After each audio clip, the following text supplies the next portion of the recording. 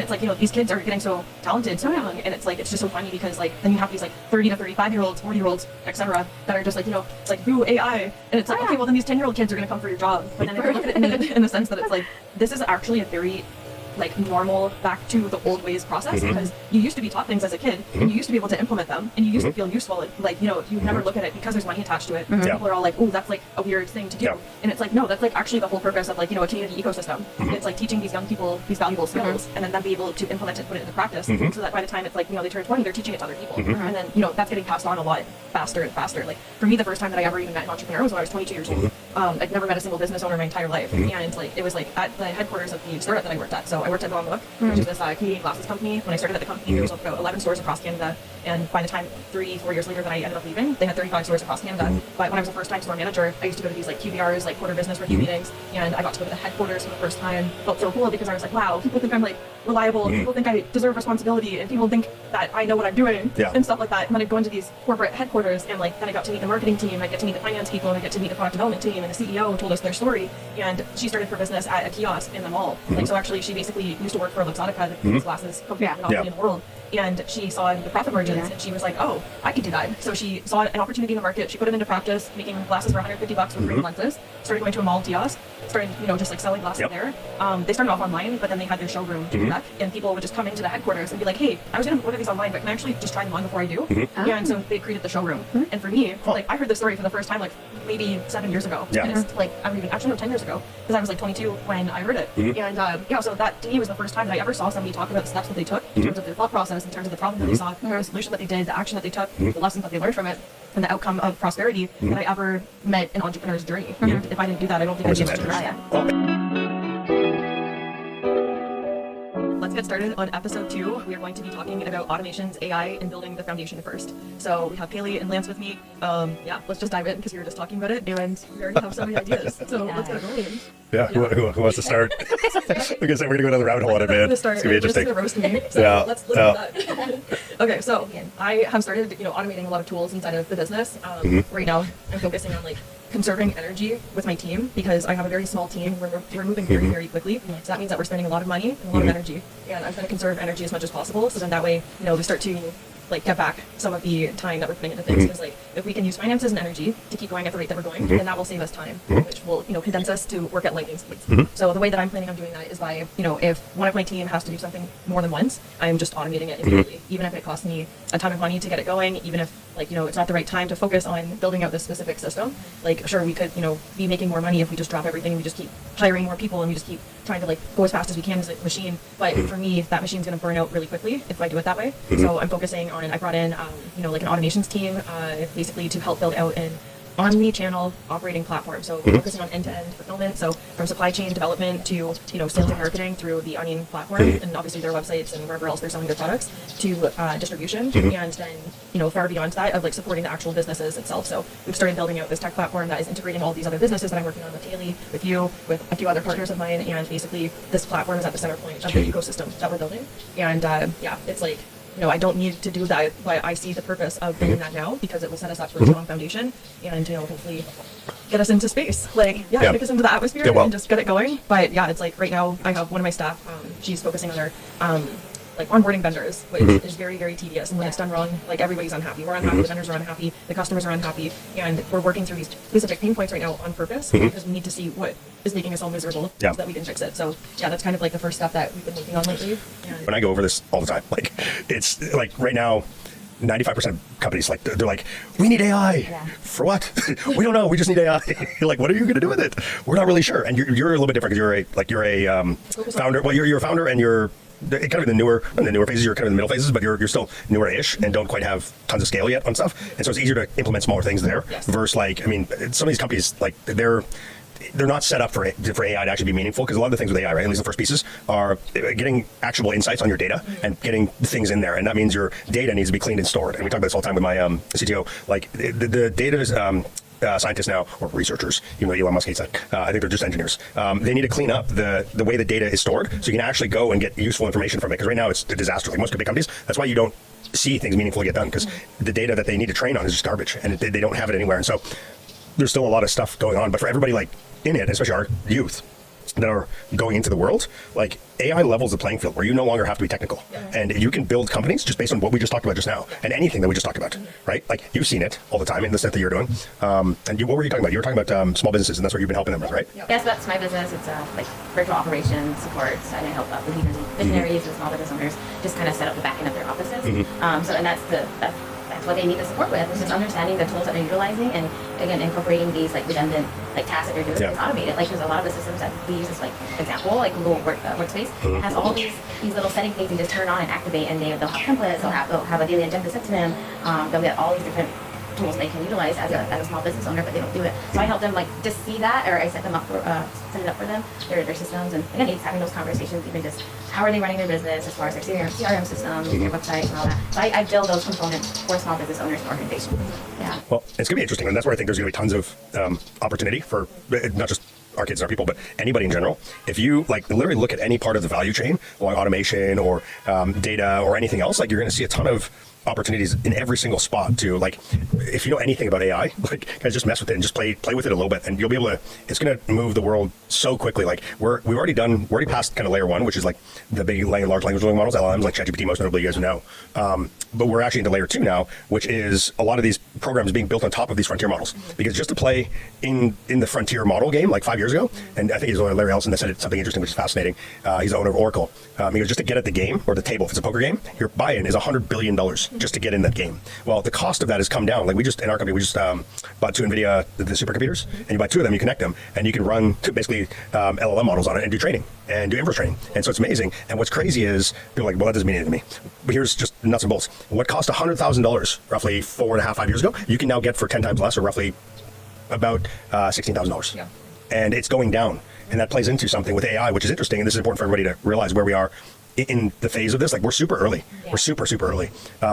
And like Jevons paradox is like a real thing, where people basically states that like when we have an efficiency gain and we pick up stuff, so like a combustion engine, for example, when we went from being able to drive, 30 miles to where it became you could drive 300 miles on a gas tank, did people just like fill up less, or did those of us in Phoenix go like, oh, I can drive to San Diego in 1 tank, so I'm going to San Diego more. Yeah. So you actually end up using a lot more. Yeah. The same thing applies for AI and compute.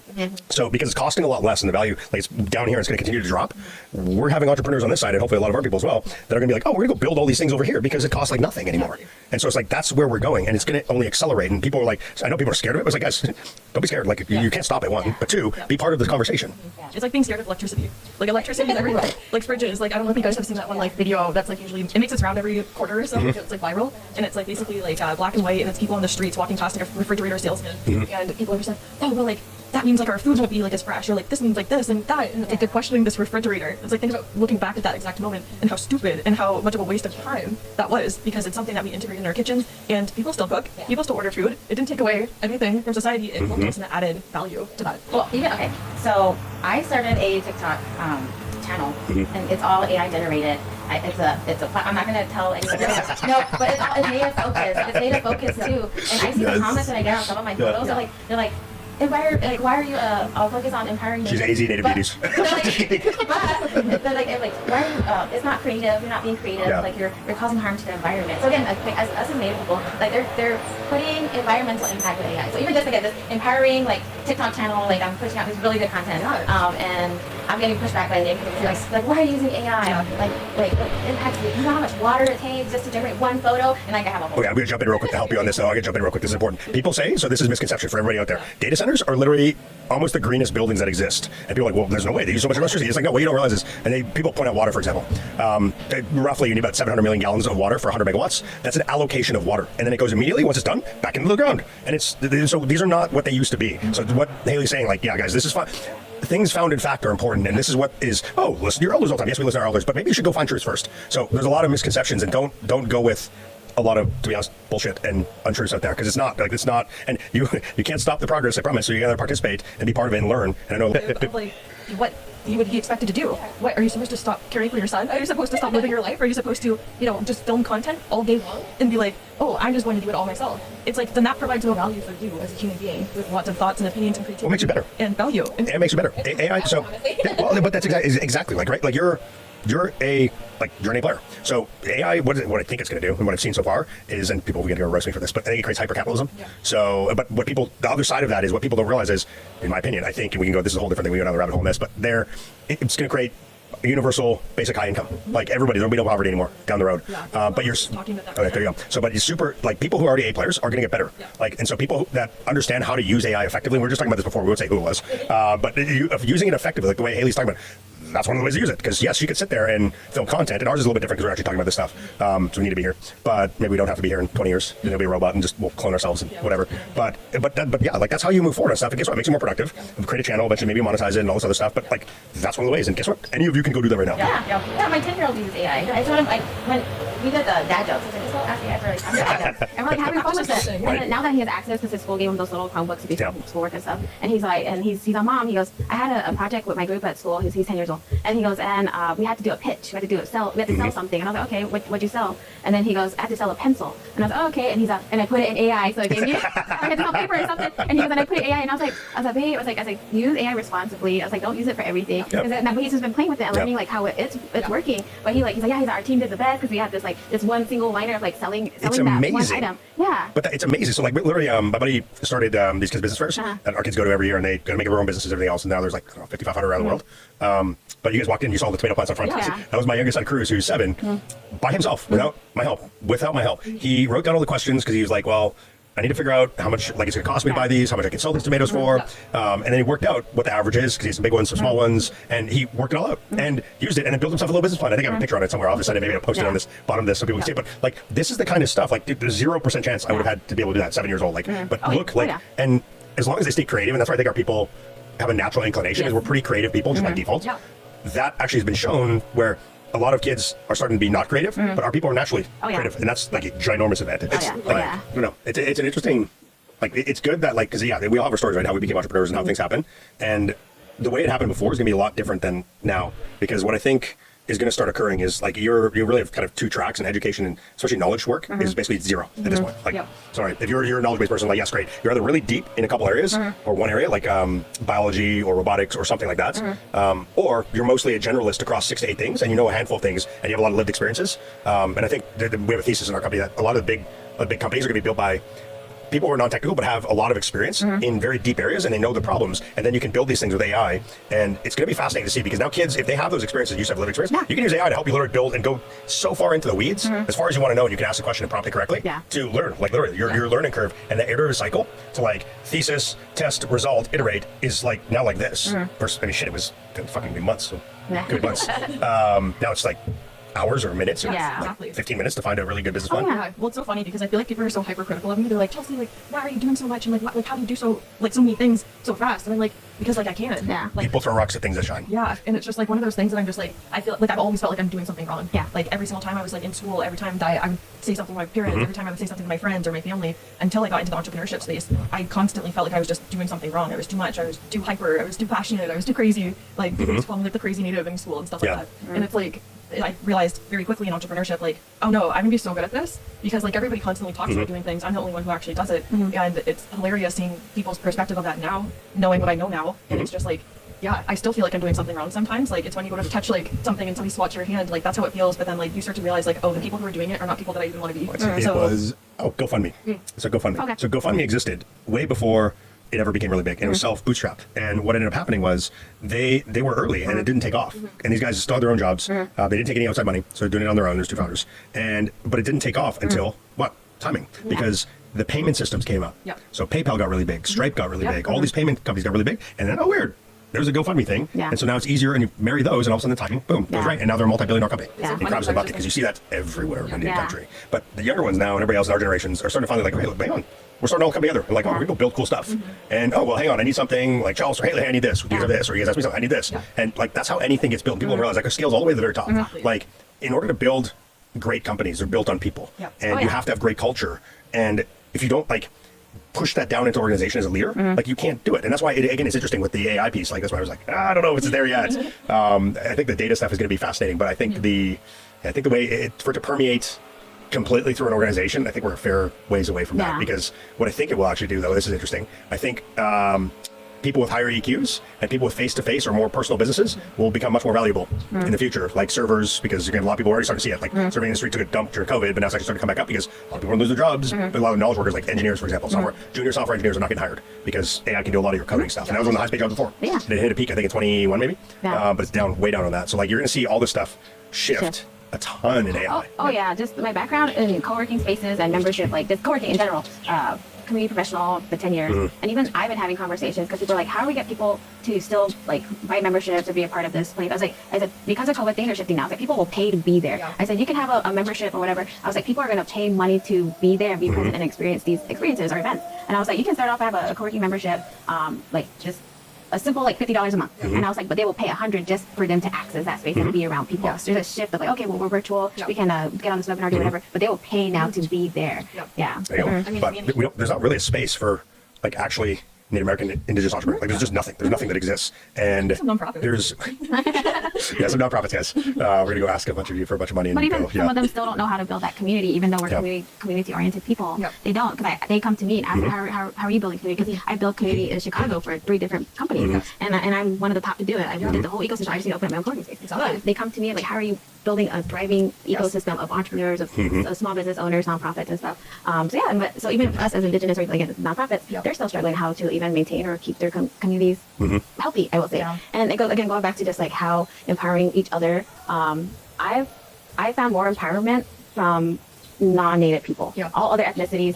I've managed women empowerment like groups in Chicago. Can I ask a hard question? Why? I don't know. Like because native women don't like native women. I don't know why. There we go. So there's a piece there, and that's sort of like, okay, well, why is that doesn't exist? Because again, our people don't call it this bullshit. And so unless we stand up and be like exactly what you said, sorry, like exactly. Like stop fighting with each other, guys. Like of women of every generation that I built this community or supported and built this community, every ethnicity, all different industries. You got mothers, you got grandmothers, you got like small business owners, whatever, and we all empower one another. But when I switched to like, okay, I'm working with Indian country now, like I have Native women do not. But here's I have a theory on this now, because so that's normalized out here, and there's a lot I think that we're going to find in there that will. The problem is, like, the bar's low right now, but there's a lot that can and have ability, but there's no visibility on how we connect to them. And that's why, again, we're having this conversation, because I think you're going to find a lot, because it'll be really easy for you guys to have a conversation. Listen, if you're a bitch, there's a door. Don't let it hit you on the way out. Like, thanks for coming out, because you have to like, this is an example. Like, we're friends. Like, we were going to do something. I was going to pitch her on something, I don't know, like 6 months, 8 months ago. And I told her, I was like, listen, what is it? I'm like, no, hold off on pitching you right now, because it's not the right time for you, because you need to, I've been through enough stuff. I've seen where she's at. I'm like, okay, you need to grow a little bit. And I can say that, because I don't need shit from you. You want to know why you can say that? Because, like, I trust you and I respect you. And then when you tell me it's not the right time, I'm not going to be like, oh man, like, screw you, Lance. Like, I'm like, no, it's my fault. I have to look inward and figure out what is wrong with me right now. Why do I need to, look in the mirror and see what I need to correct? What do I need to open my mind more? And I accept that. Like, I was like, you didn't make me cry, but I was like crying for frustration, because like I was just so mad at the circumstances that I put myself in. Like, I just went through a divorce. Like, I was homeless. I genuinely like had no clue where I was going to live. Like, the business was, waiting for grant money, and I had like basically $450,000 from the pop-up last year that I needed to come into my bank account. I didn't receive half of that for literally like I received half right after the pop-up was done. So that was like back in January, but all of that was like already spent. So that was me recuperating those costs. If I just got the full $450K, I could cash manage that, and like I can cash starve anytime, and I could have been fine on my feet. And I was just so frustrated with the system. I was frustrated with the nonprofits. I was frustrated with the grant systems. I was frustrated with the vendors. I was frustrated with myself, because I put myself into that situation, and like I have a great opportunity and I'm not able to take it. Well, I remember Janet Spade, so that's what's interesting about like it's like most people like it's weird. I find something interesting, especially when I moved to the US, right? Because US is a Christian nation, which awesome. I'm a Christian brown person. One thing that I find interesting, because I don't go to church almost ever, but I know exactly what faith is, and I know, and most people don't know what faith is. And I'm like, all these people go to church or they do these things, they're like, oh, like I have faith. It's like, well, do you? It's like, explain it to me. Explain what faith is. And most of them can't. And they're like, oh, well, something we can't see. And I'm like, no, it's the absolute feeling, like within all of your being, that no matter what happens, something more than you has your back. Like, and it's you can feel it in your essence. And I'm like, that's what is core to a lot of our people. Is like, we know this. So it's like, guys, if you bring that out, then you can trust in greater, and things happen the way they're supposed to. Because like, we're in a really philosophical shit, but it's like things happen the way they're supposed to. Like, it's incredible. If you look at life, like, I'll give you one of the craziest examples. One of my staff, my longest serving staff that works for me, great dude, like one of my best friends. Worked for me now for 13 years now, going on. So I knew we were always going to work long term, and we have to do something special. He's a very, very talented person, Brian. So my wife was being nice, and she knows I love concerts. And so we go to an Adele concert, and she gets me tickets, surprises me. And I'm like, she's not a concert goer. So she looked at the map, and she was like, oh, well, hang on, like up here, it's facing the stage. And she's like, oh, these are good ticket prices, which she didn't realize. And I'll spend money on two things, which is experiences and travel. And I'll spend a lot on that. Everything else, whatever. But we go to the concert and we get there and it's in the nosebleeds. And I joke, I mess with her, just that was being nice, but I was like, I can't tell, are those people down there? I'm like, are those people down there? So then I'm like, okay. Yeah. And here's all that for stuff. So I'm looking on the StubHub to try to go get a ticket and get the tickets. So I do. I buy tickets. I'm like, what are you doing? I'm like, don't worry about it. Just come with me. So we go downstairs. Well, what are you going to do with all the tickets? And I'm like, just give them away to somebody. And so she goes outside trying to give them to people. And people looked at her like she had 3 arms or something. Yeah. She's like, what? No, I can't take those tickets. So I'm like, she goes, I can't give them away. I'm like, don't worry about it. It'll work out. Yeah. So we go to the will call. And there's a lady at the will call, like crying, like bawling her eyes out. And we overhear that she ends up, she bought fake tickets and got scammed. Oh, no. And she didn't have money to buy new tickets. And so I'm like, ding, ding, ding, ding, ding. There's your person. Go give them away. So we go give them away. Yep. Get our tickets. No, I appreciate so that. you think that's where this story would end, right? Yeah. Doesn't. So we go down, and I bought tickets right beside the stage. Yeah. So we're like 3 rows up right beside the stage. And great tickets, like probably from here to that door Nice. away from Adele. It was amazing. And we go sit down, and this is a 21,000 person stadium. And we sit down, and we all have our little, like, the people had their little, like, Adele faces on, so you only have 2 eyes, and you're looking. So you can't see anybody, so everybody's doing that. And she hadn't come on yet. And all of a sudden, these people turn, and we go sit down, and all of a sudden, behind the thing, I hear, holy shit. I was like, what the heck's going on? Yeah. Comes down, it's my staff and his wife sitting beside me. Hi. And it gets crazier. She bought fake tickets that morning and got scammed, and so that was the second tickets that they bought too. Wow. So all of those things happening the way they are. Yeah. If you know math, right? You math geeks out there, combinations or permutations. If you want to find the odds of that happening, those are so you have to move like, oh, here, one seat in between. And go all these different options, like impossible odds. But it's energy. This is life. Yeah, This is life. And I fully believe that too. Like everything, even with starting my business, like really recently too. It's like, but I've always had it. I've always had this vision. Like I'm a business owner because I work with everyone. I ask them their whys, but I finally implemented my why. But so I was applying for jobs after I ended my work with a nonprofit, and I was like, okay, like doing stuff. I was still doing my business, and things were going on in my business. And everything. I was like, but I need to still pay for my life in Chicago. So I was like applying to jobs and easily co-working. So I'll get this job at like managing multiple locations in Chicago as a regional manager role. I'll get what I want, and I did get the job, but I was literally sitting on it. I wasn't happy. I wasn't happy in the fact that I got this job, and I'm like sitting there, and I even asked my son. I was like, hey, I got a job. He's oh cool, what? And then I was like, oh, co-working, and then I was like, look at him, and he's off. Don't do it. And I was like, oh, okay. And I was like, and I think that was clue 1 too. And then I was like, I need to pay these damn bills. Yeah. And then I was like, all right. So I wrote the letter, email, telling them like, thank you for the opportunity, but I'm not going to take this job. Yeah. And literally the next day, one of my former person that I worked with, he calls me and says, hey, ladies, I think you'd be perfect for this opportunity. You'll be doing consulting work with the university, putting together some what's it called, some cohorts for universities, indigenous business focus. And I was like, okay. And then literally the next second, because I was literally crying and trying to think about, should I get back into co-working, because I would have to be on site, I would have to be there managing this space. But I was very happy just being very remote and like living my life and being able to go to my son's game, being able to come home to New Mexico, or go back to Chicago, or just go anywhere, like even here in Arizona, just pop up over here. So that was the alignment for me, that I let this like it was a good opportunity. I would have taken it if I was in a different space, like Facebook probably in the past. But now it's like, no, I'm focusing on my business, and things have been like opportunities have been coming since I believe that was a test for me. So you're gonna go back to what you were in and what you were doing for 10 years and you're an expert at, or do you want to push yourself forward? And now I'm here.